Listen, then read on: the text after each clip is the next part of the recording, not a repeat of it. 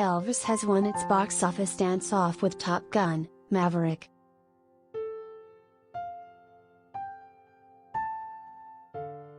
After the two films reported the same ticket sales Sunday, Monday's final numbers has Elvis, alone, as king of the weekend.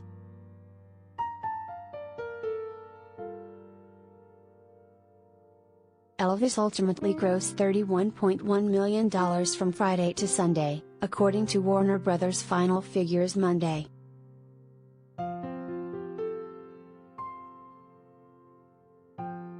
That's a touch above the $30.5 million the studio forecast on Sunday. When film studios report box office on Sunday, they're able to fairly accurately predict Sunday's ticket sales.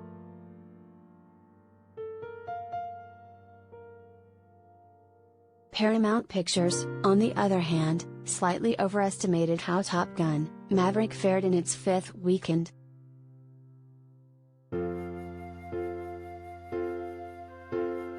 After the studio reported the same $30.5 million for the Top Gun sequel on Sunday, the studio's final number came in at $29.6 million.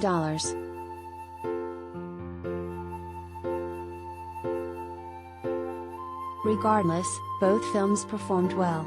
Baz Luhrmann's Elvis Presley biopic opened above expectations, and brought out large numbers of older moviegoers, a segment of the audience that's been slow to return to theaters during the pandemic.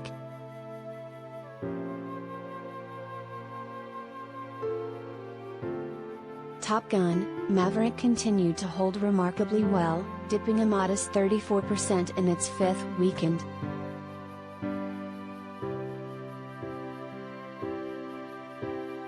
Overall, the Joseph Kosinski-directed film starring Tom Cruise has earned about $1 billion worldwide, including more than $520 million domestically.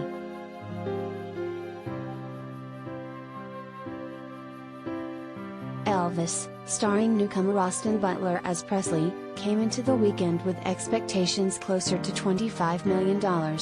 Among recent music biopics, a $30.5 million debut puts the king ahead of the pace of Elton John. Rocketman launched with $25.7 million in 2019, though not in the same class as Freddie Mercury. Bohemian Rhapsody opened with $51.1 million in 2018.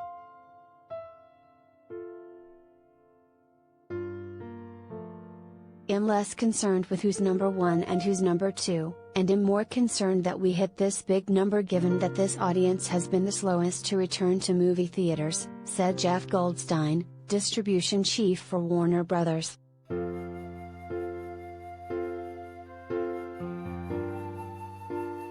About 60% of the audience for Elvis was over the age of 35.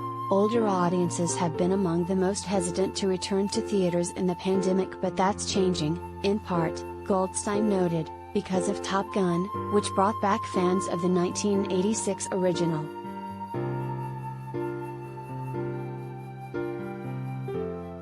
Elvis, which cost about $85 million to make, was propelled by strong reviews, 78% fresh on Rotten Tomatoes, good word of mouth, an A-Cinema score, and a glitzy Cannes Film Festival premiere. It added $20 million overseas over the weekend.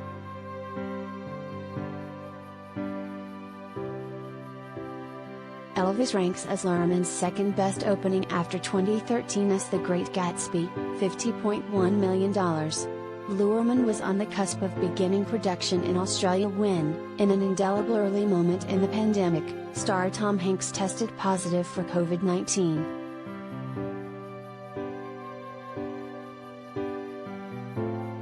Elvis was a risky proposition, the music is dated, the character is not directly familiar, and the lead actor is unproven on the big screen, David A. Gross of Franchise Entertainment Research wrote in a newsletter.